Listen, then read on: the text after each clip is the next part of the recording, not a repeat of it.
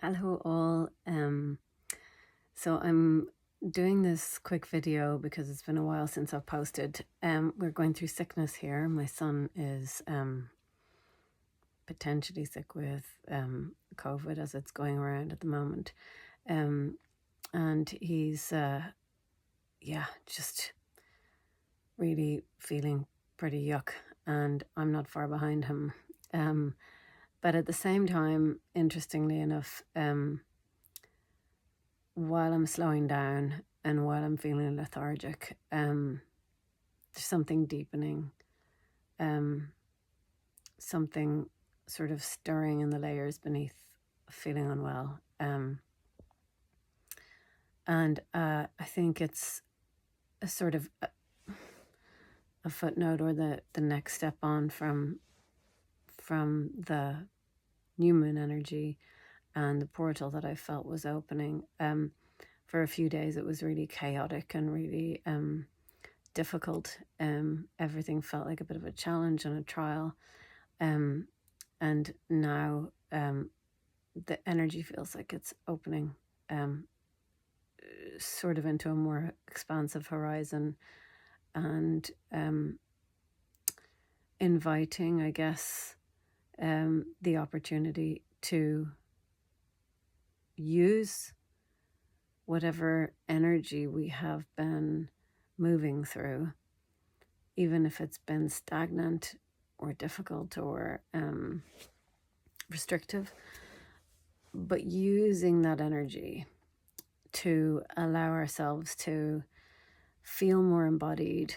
And even if that embodiment is discomfort, to feel more embodied and to allow that process of being more embodied to open us up to more of all that we are, allowing our horizon to expand out. Because when we try and limit ourselves to just being that which we're comfortable with, we also limit our horizons. We limit our potential. We do it because we feel it's safe. We do it because it feels more comfortable. I know when I'm this type of person that I'll get this kind of feedback. If I say or do these kind of things, then I'm kind of in control of my environment. If I do A, B, and C with my day, then I'll come out the other end of it feeling a certain way. And so we stick to these parameters over and over and over again in order to feel that sense of safety and control. When we set the intention to feel everything we're feeling, all that we are, and to allow those places within us to expand, to become, I guess what it is, it's kind of like when we look at the world, if we took away hierarchy or the idea of hierarchy, the things that segregate us like race and religion and land, when we take all that away, we can see that we're one great entity. We can see that we're one shared heart. We can understand that we all have a very important place in this great dynamic of human existence, and that it's equal. Our not just our right to be here, but our expression of life is equal. When we look at that as an example, then we can reflect on our own internal world as being a microcosm of that macrocosm. And so looking at, imagining, I guess, our the aspects of ourself as beings, sometimes children. I do find it helpful to imagine the wounded parts of myself as being like small children. Often they are. It's a traumatized child, whether it's this lifetime or a previous lifetime. But the understanding, the analogy of the child helps us to understand how to welcome that presence into our, not just into our lives, but into our consciousness and into our the fullness of our being. When we begin that language of wholeness, it's not wholeness in the sense of which a lot of people feel that wholeness should look and be a certain way. If you're If you're in wholeness, then you're expressing it with, health and wellness, and how you do things, and how you turn up with your kids, and how, that it has an image as such. It's kind of can be marketed almost, the sense of wholeness, but that's not really what wholeness is. Wholeness is our experience in its fullest capacity, and that can look quite chaotic, and that can actually sometimes take us out of that commercialized image, that image we'd like to portray to the world, that image that gives us the kind of feedback that makes us feel safe. Really, when we're honest and true, and when we take away the formula that we've created, that sometimes we're clinging to, then we're in that fluid river of life. We're in our fluid river of truth, and that's you ain't got no control when you're not in that river. You're just in it, and you once you've let go of the bank and said, I trust in you, God, Spirit. I trust in my higher self. I trust in this path. I trust in all that is to bring me where I must go. And when we do that, and when we really let go and we allow ourselves to be in that rushing fullness, we are the power of that force, which is a collective force, a collective dynamic of all of us and Mother Earth. And who knows what else in the universe is a part of that collective force. So it's so far beyond us that I think when we probably look back on our human lives to see how we tried to control all these little dynamics, it's probably quite farcical, or, it's probably a bit of a comedy, but in these small ways, we feel like we have elevated ourselves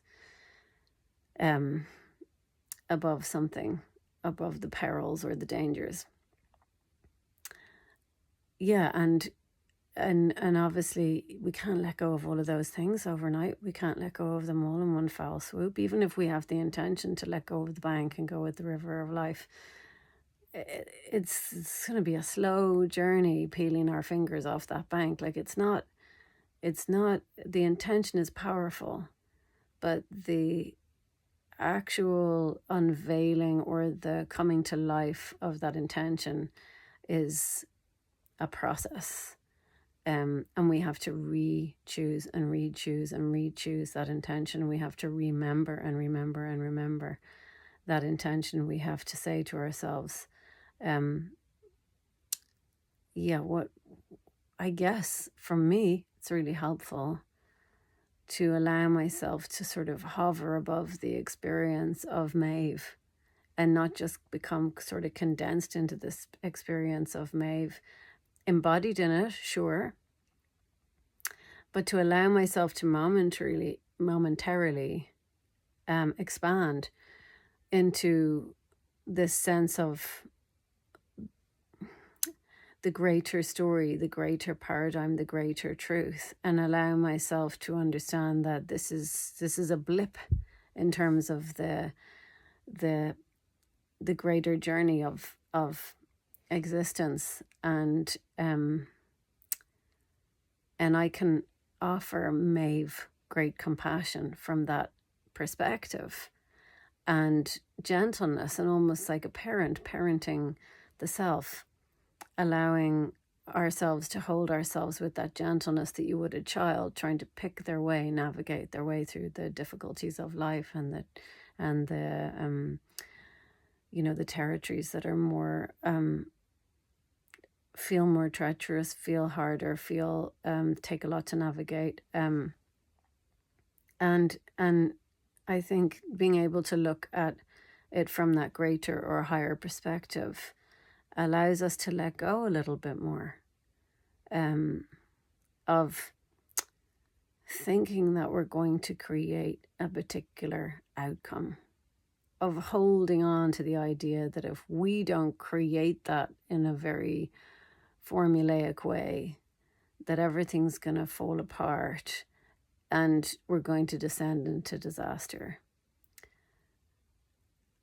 The invitation is to welcome the idea that we are co-creative beings of light, that we are stepping into this realm of human existence with a story that is already divinely unfolding, and that we can embrace it and we can actually surrender to it, and we can allow ourselves to see that the parts of us that are trying so dearly and deeply to hang on are the parts of us that just need to be wrapped up in that loving perspective, in that expansive beingness, and to allow that fullness and sometimes an emptiness, it's sort of an empty fullness, to wrap around us and to remind us that we are so much more than our daily struggles, and so much more than the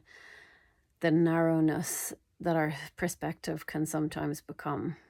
And like all of you, every day I'm choosing that intention, I'm re-choosing that intention, I'm remembering that intention, and I'm doing my best to meet with the beautiful unfolding challenges of life, and the beautiful moments, with that intention, to be all that I am, in as far as I can possibly be. So with that thought, I hope this finds you well. All my love. Bye.